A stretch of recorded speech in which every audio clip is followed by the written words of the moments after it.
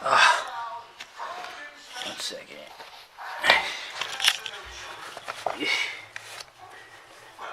Hey.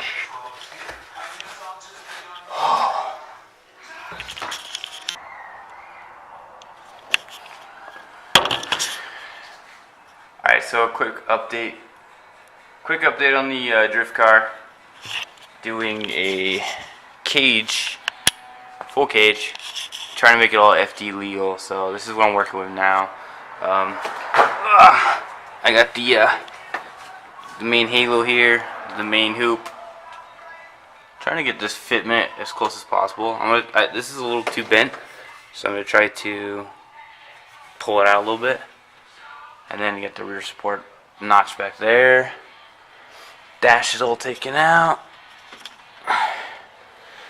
and hopefully you can try to get some seat rails welded up too.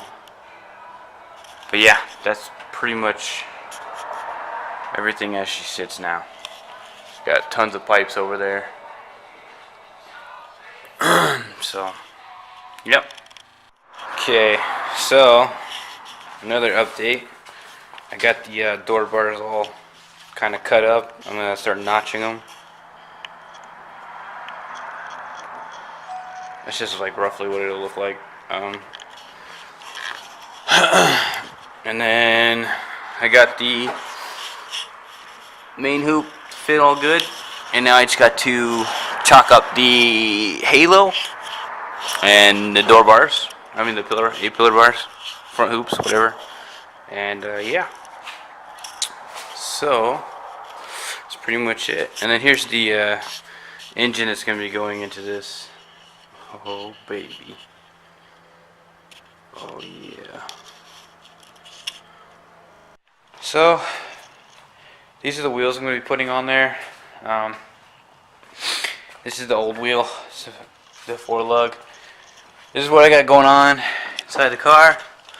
Got the main hoop in. I got to finish the harness bar, the front hoops, and I got the holes in the car, in the floorboard, so they can drop down after I pull the plates, and I can just tack weld everything in place to get up on top and everything. But yeah, I mean, that's what I got going on so far.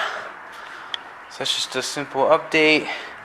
I got these 5-lug hubs off of the T40X conversion website.